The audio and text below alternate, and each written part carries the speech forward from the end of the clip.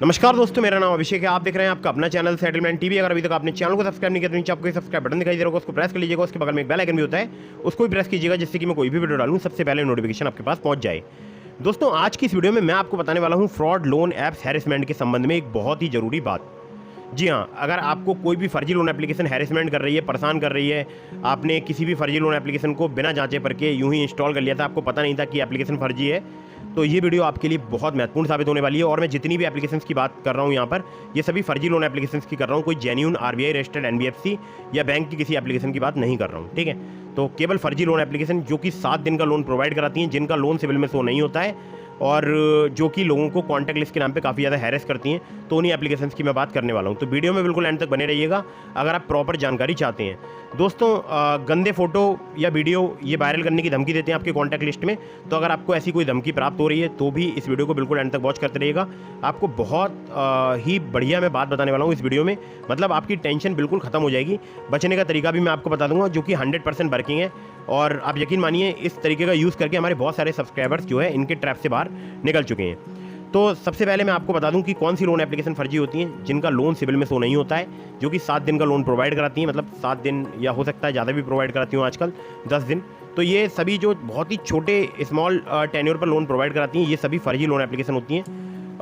जैसे कि 7 दिन, 8 दिन, 9 दिन, 10 दिन। ठीक है, 10 दिन से खैर ज़्यादा तो मैंने कोई देखी नहीं अभी तक कोई फर्जी लोन एप्लीकेशन। जो मैक्सिमम एप्लीकेशन है वो 7 डेज़ का ही लोन प्रोवाइड कराती हैं। ठीक है, 99.99% जो एप्लीकेशन है वो केवल 7 डेज़ का लोन प्रोवाइड कराती हैं। ध्यान रखिएगा, जब आप उनसे loan agreement letter, sanction letter मांगोगे तो वो आपको नहीं प्रोवाइड कराएंगे। वो फिर आपको डायरेक्टली धमकी देंगे कि अगर तुमने हमसे लोन एग्रीमेंट लेटर या सैंक्शन लेटर वगैरह मांगा या हमसे हमारी एनबीएफसी कंपनी का नाम पूछने की कोशिश की, तो हम आपकी कॉन्टैक्ट लिस्ट में आपका गंदा फोटो बनाकर वायरल कर देंगे या गंदा वीडियो बनाकर वायरल कर देंगे, क्योंकि तुम्हारे बहुत सारे गैलरी के फ़ोटो हमारे पास हैं। ये बोलेंगे उनके रिकवरी एजेंट कि क्योंकि तुम्हारे बहुत सारे गैलरी के फ़ोटो हमारे पास हैं, तो हम जो है उन सारे फ़ोटो का मिसयूज करके आपकी कॉन्टैक्ट लिस्ट में सेंड कर देंगे। तो हमेशा आपको यही जवाब मिलेगा इनके रिकवरी एजेंट से, जब भी आप कभी इनसे लोन एग्रीमेंट लेटर मांगोगे या सैंक्शन लेटर मांगोगे या कोई भी इनसे डिटेल पूछने की कोशिश करोगे। ज़्यादातर जो आजकल रिकवरी है वो पाकिस्तान से चल रही है। +92 के नंबर से आपके पास कॉल आ सकता है, और अगर आपके पास कॉल आ रहा है, ठीक है, आपके गंदे फोटो वायरल किए जा रहे हैं या आपको धमकी दी जा रही है, तो ये वीडियो बहुत इंपॉर्टेंट है, देखते रहिएगा, बिल्कुल स्किप मत कीजिएगा। तो सबसे पहले समझते हैं कि आपको 7 दिन वाले फर्जी लोन एप्लीकेशन का लोन क्यों नहीं चुकाना चाहिए। तो इसका रीज़न ये है कि अगर आपने एक बार लोन चुका दिया तो ये क्या करेंगे, दोबारा से आपके बैंक अकाउंट में एक छोटा सा अमाउंट ट्रांसफ़र कर देंगे आपकी बिना अनुमति के, और फिर आपको बोलेंगे कि आप इसका रीपेमेंट करो।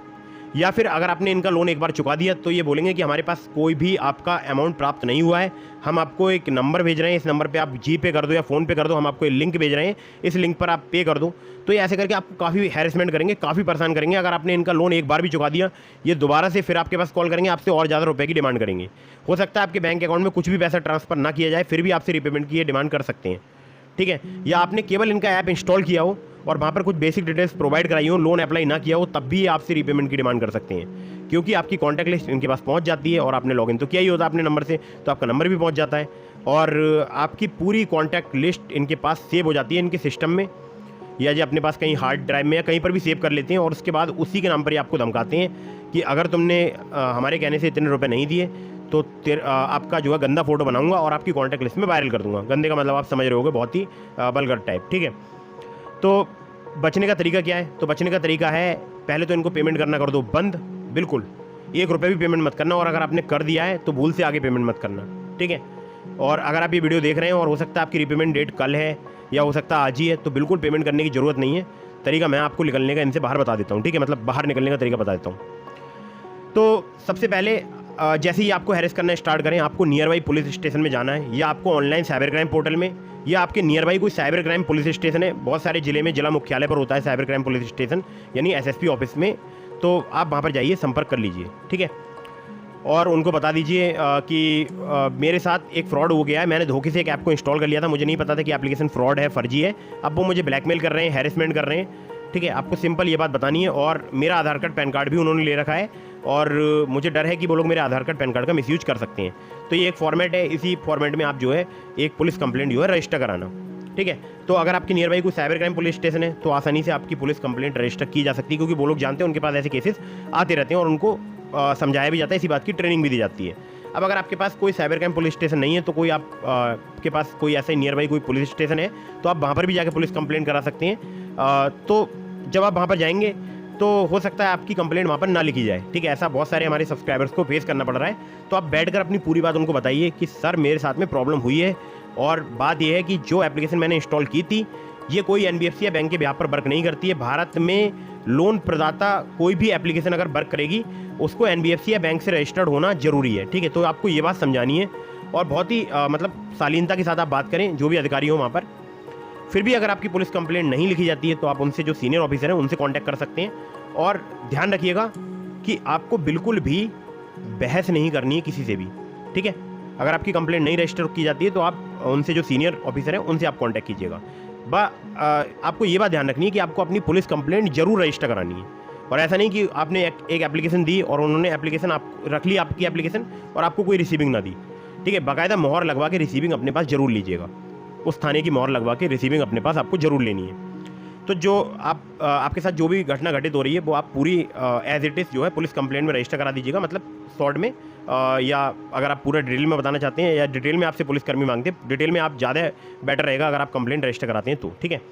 कंप्लेंट रजिस्टर कराने के बाद में आपको अपने सभी कॉन्टैक्ट लिस्ट को वो कंप्लेंट की कॉपी सेंड कर देनी है। और अगर आप नियर बाई पुलिस स्टेशन नहीं जाना चाहते हैं तो आप ऑनलाइन साइबर क्राइम पोर्टल में भी कंप्लेंट रजिस्टर करा सकते हैं, वो भी आपके नियर बाई पुलिस स्टेशन तक फॉरवर्ड कर दी जाती है।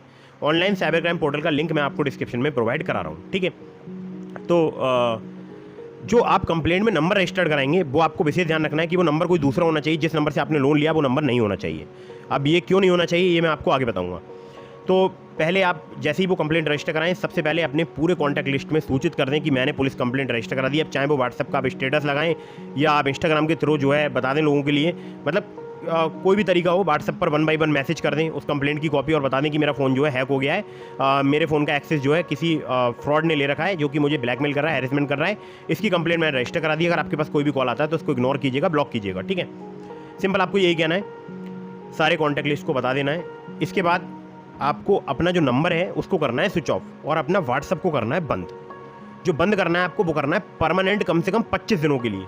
अब परमानेंट तो खैर लाइफ टाइम के लिए हो जाता है, मैं परमानेंट की बात नहीं कर रहा हूँ, टेम्परेरी कर दीजिएगा 25 दिनों के लिए, 30 दिनों के लिए। लेकिन आपको ऑन नहीं करना नंबर, ना ही व्हाट्सएप ना ही वो नंबर, ठीक है।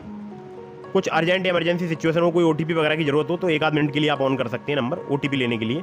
लेकिन व्हाट्सएप तो फिर भी आपको उसमें नहीं चलाना, उस नंबर से नहीं चलाना है, क्योंकि अगर एक बार भी डबल टिक पहुंच गया जो भी रिकवरी एजेंट है तो उनको लगेगा कि ये बंदा एक्टिव है, लोन नहीं देना चाह रहा है, ये हमसे बचने की कोशिश कर रहा है, तो वो आपको फिर से हैरेसमेंट करेंगे, फिर आपके कॉन्टैक्ट लिस्ट आपके पास भेजेंगे, फिर आपको बोलेंगे कि हम आपके गंदे फोटो बनाकर इनको वायरल कर देंगे, इनको वायरल कर देंगे। तो टेंशन से बचने का बेहतर उपाय ये है कि आप व्हाट्सएप बंद कर दो। और कोई भी आपको तब ही जो है परेशान कर सकता है जब आप डायरेक्ट उसके कांटेक्ट में रहो। अगर आप डायरेक्ट कांटेक्ट में नहीं हो आपको परेशान नहीं कर पाएगा, आपके रिश्तेदार के पास भेजेगा तो वहाँ से उसको प्रॉपर रिस्पांस मिलेगा नहीं, क्योंकि उनको ऑलरेडी पता होगा आपका फ़ोन हैक हो चुका है। तो 2-4 लोगों के पास वो कॉल करेगा, मैसेज करेगा कि इस बंदे को जानते हो, इसको जानते हो, तो वहाँ से रिप्लाई मिलेगा उसको कि नहीं जानते हैं, ठीक है। तो ऑलरेडी उसकी हवा निकल चुकी होगी आधी से ज़्यादा, ठीक है। तो मेरा कहने का मेन जो मकसद ये है कि आपको किसी भी लोन एप्लीकेशन का लोन नहीं चुकाना है, नंबर आपको ऑफ कर लेना है, 20 से 25 दिनों के लिए व्हाट्सएप आपको बंद कर देना है, ठीक है। तो ऐसे करके जो है आप देखेंगे कि जब आप 20 या 25 दिन बाद ऑन करेंगे अपना नंबर, आपके पास ना तो कोई कॉल आएगा ना कोई मैसेज आएगा, ठीक है। तो एक तरीका इनसे बचने का, लोन अगर आपने चुका दिया तो भी आप फंसोगे, क्योंकि फिर वो आपको और ज़्यादा लिंक वगैरह सेंड करेंगे, बोलेंगे कि हमारे पास पैसा नहीं आया है, यूटीआर नंबर बताओ, फलाना नंबर बताओ। तो ये सबसे बेहतर विकल्प ये है कि इनका कोई लोन फोन आपको चुकाना नहीं है। और बिल्कुल डरे घबराए नहीं, कोई एनबीएफसी या बैंक रजिस्टर्ड एप्लीकेशन नहीं है 7 दिन वाली, ना ही इनका लोन सिविल में शो होता है। जब आप इनसे loan agreement letter, sensor letter मांगेंगे ये तुरंत हैरेसमेंट करना स्टार्ट कर देंगे, जो कि वैसे भी इलीगल होता है, ठीक है। तो बहुत सारे लोगों को एक डर लगता है, मेरे पास बार बार ये सवाल आता है कि वो मेरे घर तो नहीं आ जाएंगे कहीं 7 दिन वाले लोन एप्लीकेशन वाले।